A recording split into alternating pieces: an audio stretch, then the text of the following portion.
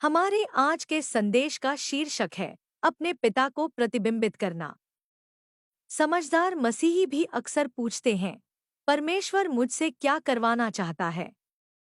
देखें, परमेश्वर चाहता है कि आप अपने चरित्र और व्यवहार में यीशु की तरह बनने की कोशिश करें।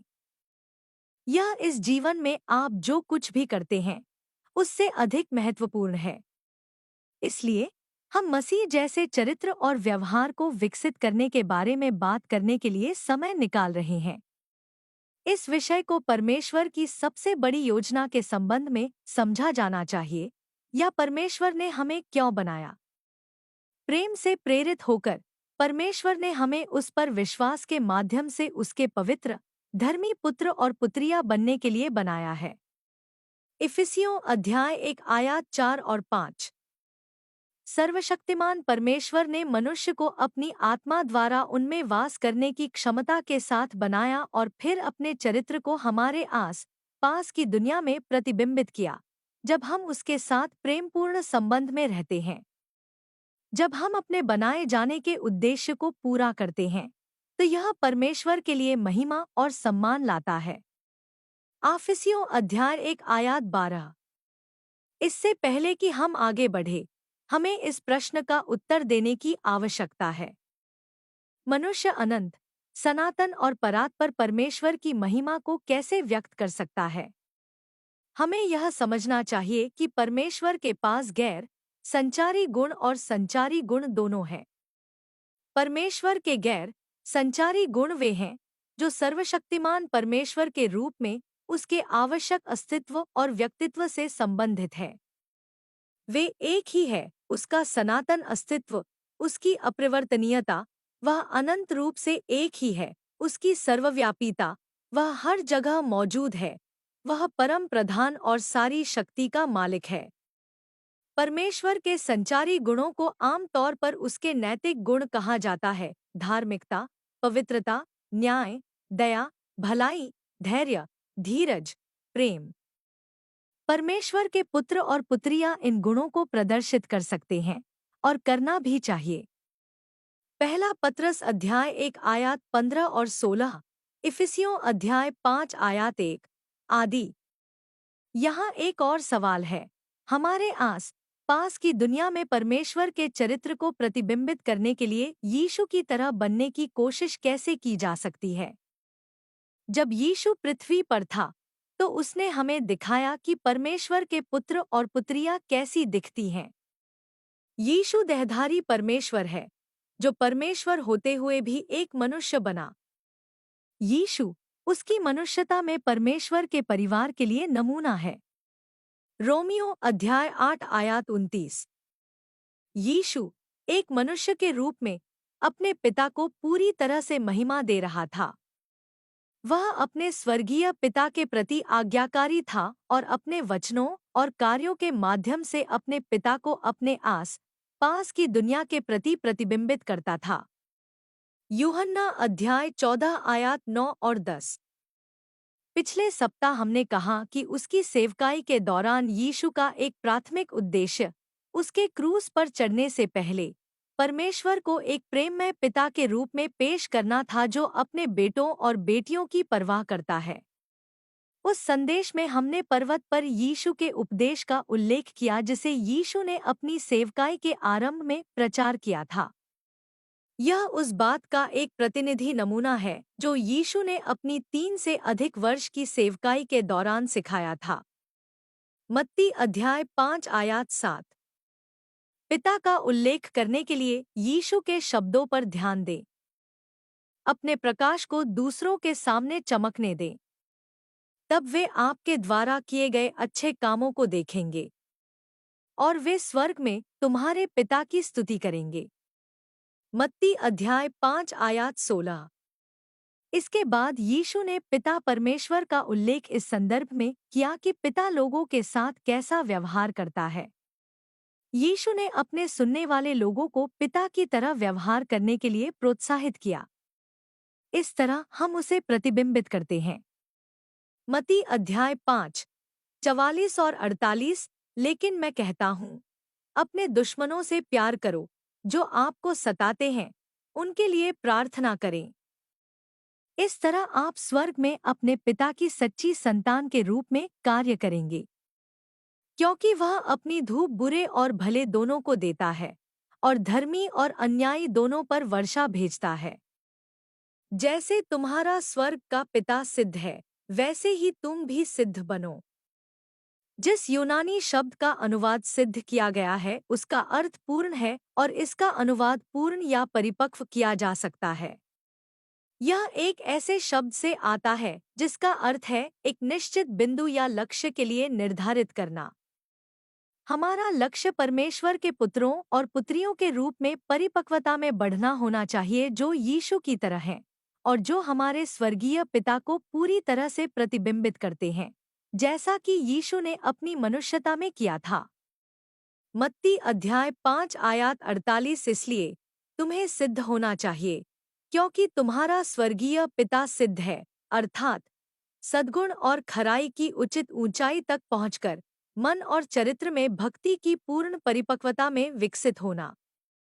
हम सिद्ध शब्द के साथ संघर्ष करते हैं, क्योंकि हम इसे सुनते हैं कि हमें क्या करना चाहिए और हम सभी कमजोर पड़ जाते हैं। लेकिन पौलुस ने लिखा कि इससे पहले कि हम पूरी तरह से मसीह के चरित्र के समान हों, हम सिद्ध हो सकते हैं। फिलिप्पियों अध्याय 3 आयत 12 और 15। सिद्ध होने की इच्छा व्यवहार और कार्यों में यीशु की तरह बनना प्रदर्शन से पहले आती है। पूर्ण रूप से परिपक्व या सिद्ध होने से पहले मुझे परिपक्वता के स्तर पर परमेश्वर की इच्छा को पूरा करने के लिए पूरी तरह से प्रतिबद्ध होना चाहिए। मेरी इच्छा नहीं, बल्कि पिता आपकी इच्छा पूरी हो। मत्ती अध्याय 16 आयत 24। पौलुस ने मसीहियों से आग्रह किया, मेरे पीछे चलो, मेरे उदाहरण का अनुसरण करो, जैसे मैं मसीह का अनुकरण और अनुसरण करता हूँ। पहला कुरिन्थियों अध्याय 11 आयत 1।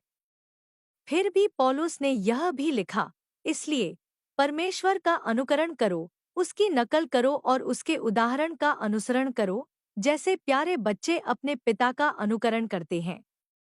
इफिसियों अध्याय 5 आयत 1।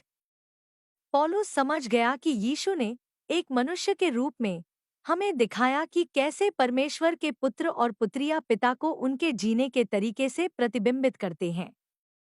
इफिसियों अध्याय 5 आयत 2।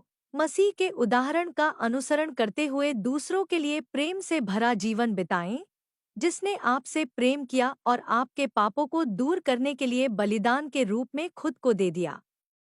हमारा परमेश्वर के चरित्र को व्यक्त करने के प्राथमिक तरीकों में से एक यह है कि हम अन्य लोगों के साथ कैसा व्यवहार करते हैं। ध्यान दें कि पौलुस ने हमारे पिता परमेश्वर की नकल करने के बारे में अपने शब्दों से ठीक पहले क्या लिखा था। सारी कड़वाहट, क्रोध, कठोर शब्दों और निंदा के साथ हर प्रकार के दुर्भावनापूर्ण व्यवहार से दूर रहे। एक दूसरे पर कृपालु और करुणामय हो, और जैसे परमेश्वर ने मसीह में तुम्हारे अपराध क्षमा किए, वैसे ही तुम भी एक दूसरे के अपराध क्षमा करो। यीशु के पर्वत पर उपदेश में यह स्पष्ट किया कि हम दूसरों को जो प्रेम दिखाना चाहते हैं, वह एक भावना नहीं है, बल्कि एक कार्य है। हर बात में दूसरों के साथ वही करो जो तुम चाहते हो कि वे तुम्हारे साथ करें। यह वही है जो व्यवस्था और भविष्यद्वक्ताओं ने लिखा है। मत्ती अध्याय 7 आयत 12। यीशु ने मनुष्य को उसका अनुसरण करने, उसकी नकल करने के लिए बुलाया है, क्योंकि वह हमें दिखाता है कि परमेश्वर के पुत्र और पुत्रियां कैसी दिखती हैं।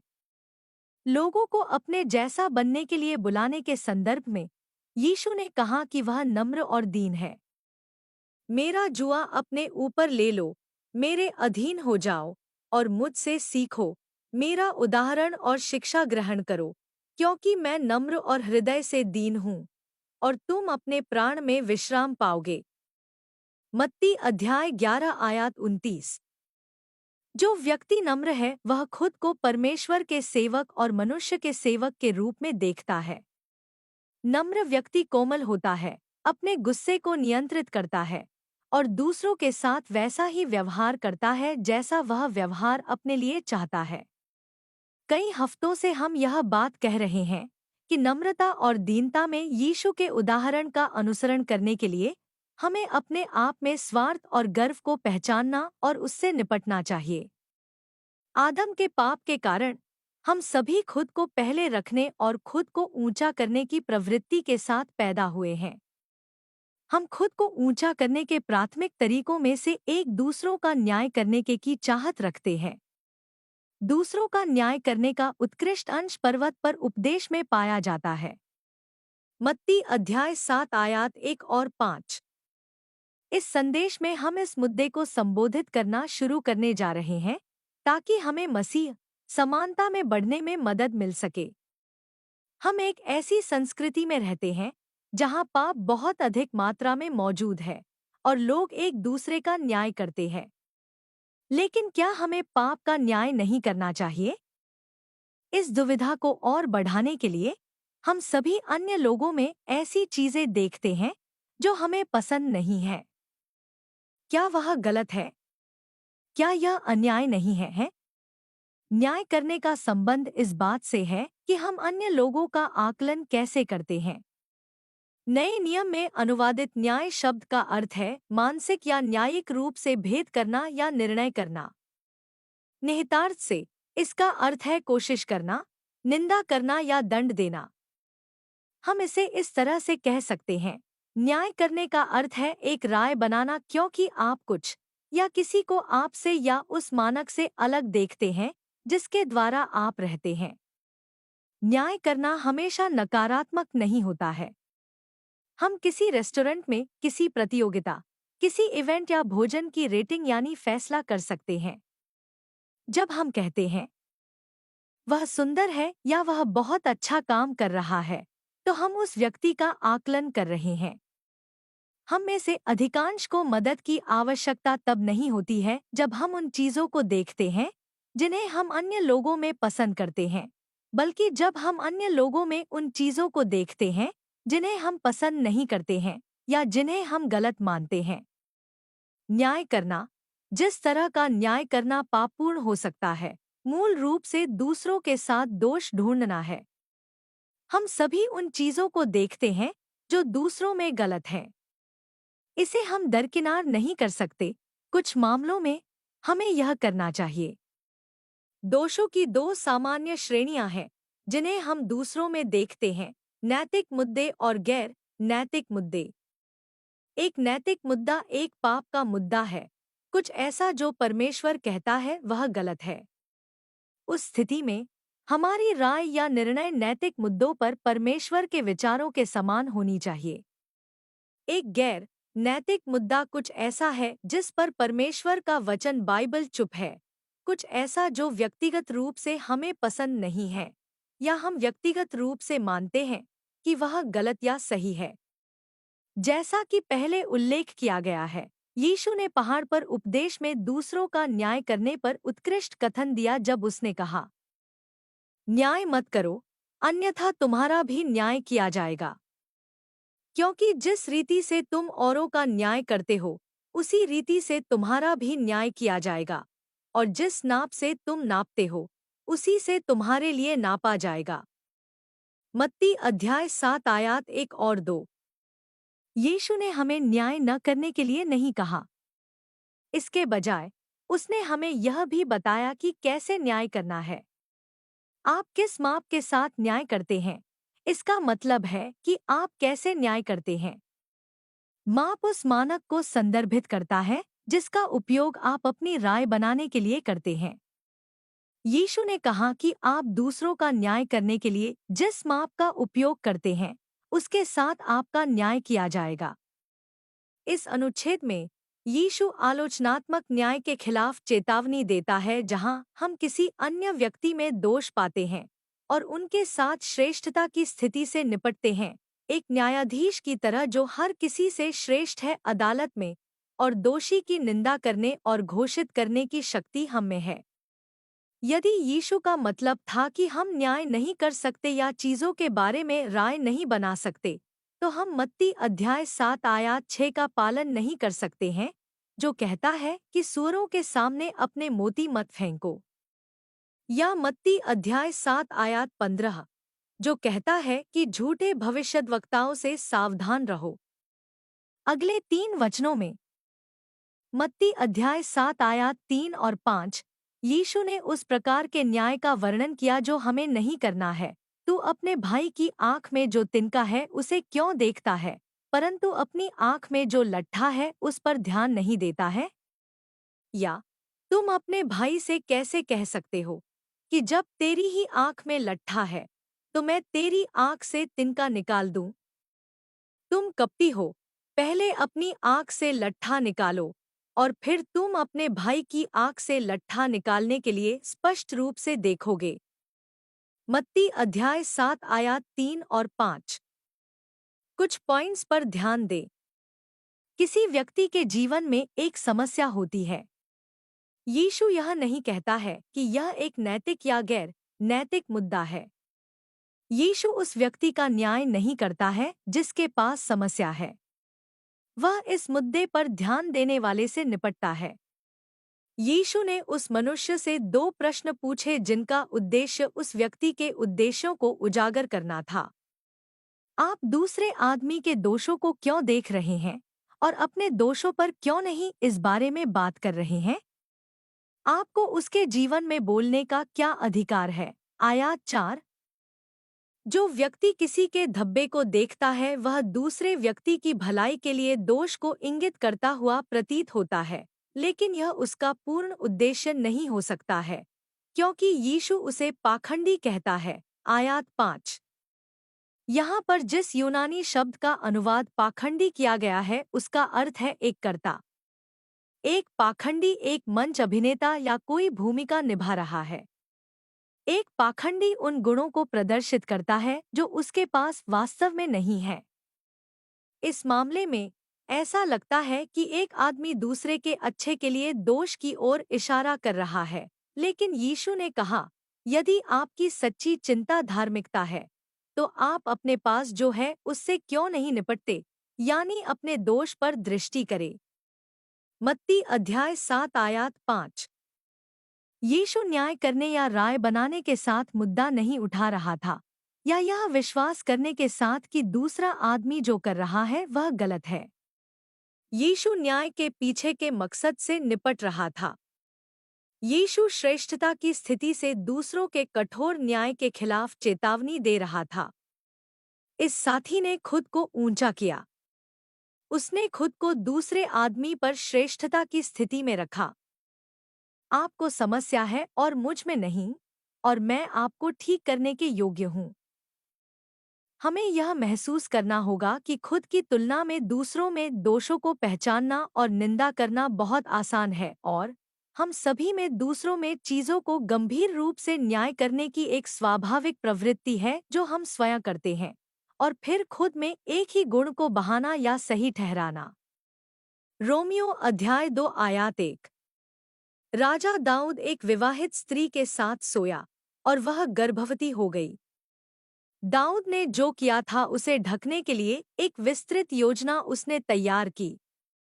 जब दाऊद उस महिला के पति के सामने असमर्थ था, यह देखने के लिए कि उसने उसकी पत्नी को गर्भवती किया है, उसकी पत्नी के साथ जो वह सोया, दाऊद ने उस आदमी को एक युद्ध केंद्र में भेजा जहां उसे मार दिया जाना निश्चित था। फिर दाऊद ने उस स्त्री से विवाह किया। दूसरा शमूएल अध्याय 11 आयत 1 और 27। परमेश्वर ने नातान नबी को दाऊद के पास भेजा। नातान ने दाऊद को एक अमीर आदमी के बारे में एक कहानी सुनाई जिसने एक गरीब आदमी के प्रिय हाथ से उठाए गए मेमने को ले लिया और उसे मार डाला।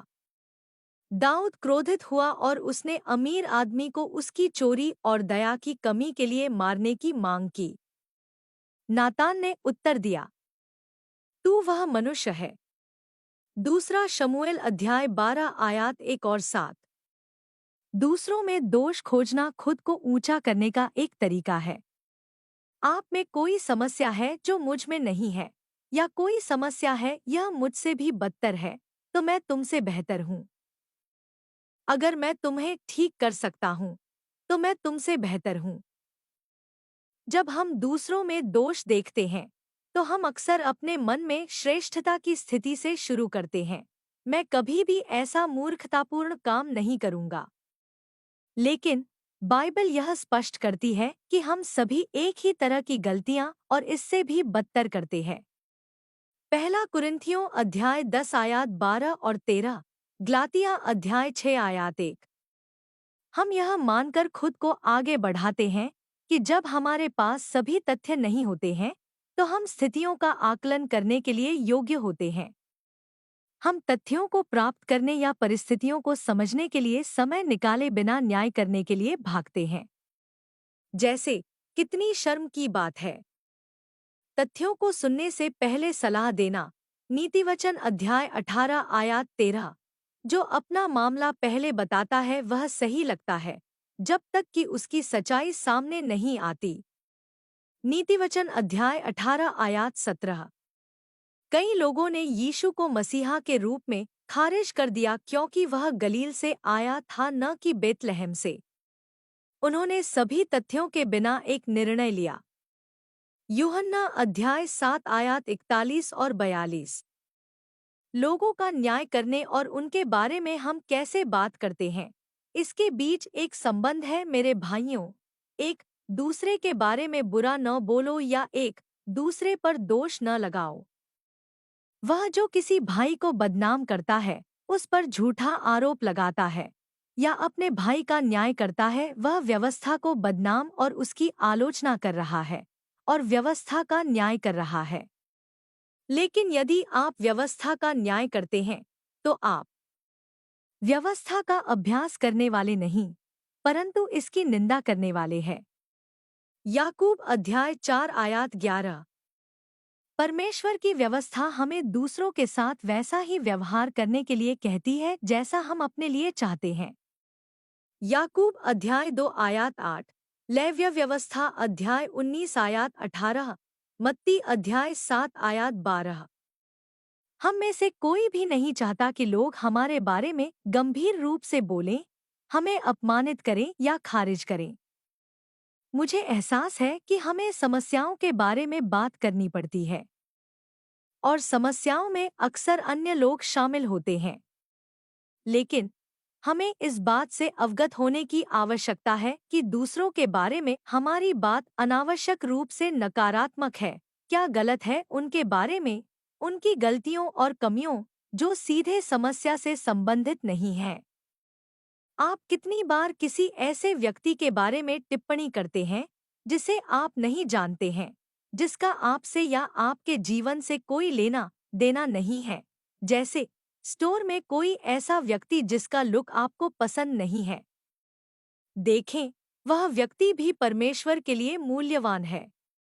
यीशु उनके लिए भी बलिदान हुआ है, ठीक वैसे ही जैसे वह तुम्हारे लिए मारा गया।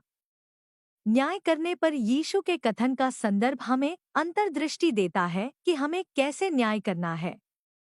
उसकी बातों के बाद यीशु ने अपने सुनने वालों को याद दिलाया कि हमारा स्वर्गीय पिता हमारे साथ कैसा व्यवहार करता है। अपने पिता के पास आओ, मांगो, खोजो, खटखटाओ, क्योंकि वह सबसे अच्छे पार्थिव पिता से भी बेहतर है। मत्ती अध्याय 7 आयात 7 और 11। तब यीशु ने कहा, इसलिए जो कुछ तुम चाहते हो कि और लोग तुम्हारे साथ करें, तुम भी उनके साथ वैसा ही करो, क्योंकि व्यवस्था और भविष्यद्वक्ताओं का कहना यही है। मत्ती अध्याय 7 आयात 12। दूसरे शब्दों में, पिता ने आपके साथ प्यार से व्यवहार किया है और इसलिए दूसरों के साथ वैसा ही व्यवहार करो जैसा उसने तुम्हारे साथ किया है और जैसा तुम चाहते हो कि तुम्हारे साथ व्यवहार किया जाए। जब कोई आप में दोष पाता है तो आप कैसे व्यवहार करना चाहते हैं? एक बेवकूफ की तरह या एक ऐसे व्यक्ति के रूप में जिसके पास आप जो कर रहे हैं उसके लिए अच्छा कारण है? अपमान नहीं, आप दया और अनुग्रह चाहते हैं। हमारे पास अगले सप्ताह इस बारे में और चर्चा करने के लिए बहुत कुछ है, लेकिन इन पॉइंट्स पर विचार करें जैसे ही हम इस संदेश को समाप्त करते हैं। आपके जीवन का नंबर एक लक्ष्य आपके जीवन के हर क्षेत्र में मसीह समानता में बढ़ना होना चाहिए, ताकि आप अपने आस पास की दुनिया में अपने स्वर्गीय पिता को सटीक रूप से प्रतिबिंबित कर सकें। हम अन्य लोगों में ऐसी चीजें देखेंगे जिन्हें हम नैतिक और गैर नैतिक दोनों मुद्दों को पसंद नहीं करते हैं या उनसे सहमत नहीं हैं, और हम उनका न्याय करने जा रहे हैं या हम जो देखते हैं उसके बारे में राय बनाने जा रहे हैं। जैसा कि आप निर्णय लेते हैं, अपने आप से पूछें, मैं अपने दोषों के बजाय उसके दोषों को क्यों देख रहा हूँ? मुझे उसके जीवन में बोलने का क्या अधिकार है? क्या यह मेरा कोई व्यवसाय है? क्या उसकी हरकतें मुझे किसी भी तरह से सीधे प्रभावित करती हैं? क्या आप खुद को उनसे बेहतर समझते हैं क्योंकि आप वह नहीं करते जो वे करते हैं? क्या आप उनकी निंदा कर रहे हैं और उनकी सजा की उम्मीद कर रहे हैं? क्या उस व्यक्ति को ऊपर उठाना या उसे नीचे रखना आपकी इच्छा है? जब ऐसी स्थिति में जहां निर्णय या एक राय बनाने के लिए कहा जाता है, तो दया दिखाएं। जब आपको किसी के साथ व्यवहार करने के बारे में संदेह हो, तो दया दिखाएं। परमेश्वर से प्रेम करें और बुराई के प्रति दयालु बने। लूका अध्याय 6 आयत 35। पहचानें कि आपके पास सभी तथ्य नहीं हो सकते हैं। यहाँ तक कि अगर आपके पास तथ्य हैं, तो भी आप उनका दिल नहीं देख सकते हैं। अपने आप से पूछें, क्या मैं उस व्यक्ति को एक मकसद सौंप रहा हूँ जिसे मैं संभवतः नहीं जान सकता?